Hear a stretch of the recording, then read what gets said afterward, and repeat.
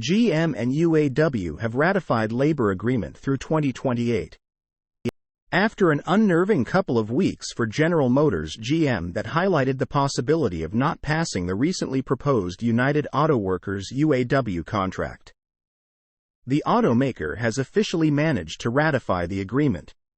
Set to last through 2028, it appeared at times over the last 2 weeks that GM may not be able to pass the UAW's tentative agreement, as workers at several of its factories had voted to reject the updated contract.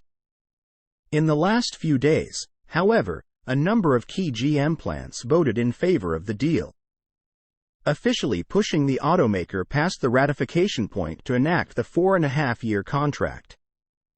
According to a report from Reuters this week, GM ratified the proposed contract by an approval voting margin of 55% to 45%.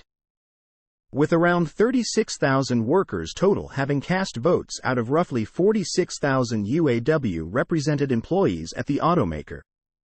Although Ford and Chrysler parent company Stellantis are still working on ratifying the agreement, workers at both of the companies have maintained a higher approval margin throughout the ratification process. GM officials did not immediately comment on the news, after voting for the union's proposal ended on Thursday at 4 p.m. ET.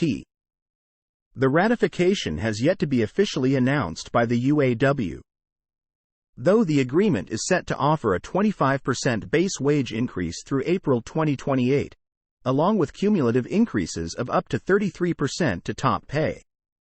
At the time of writing, around 67% of Ford workers who have voted have agreed to the proposal, along with around 66% of Stellantis employees.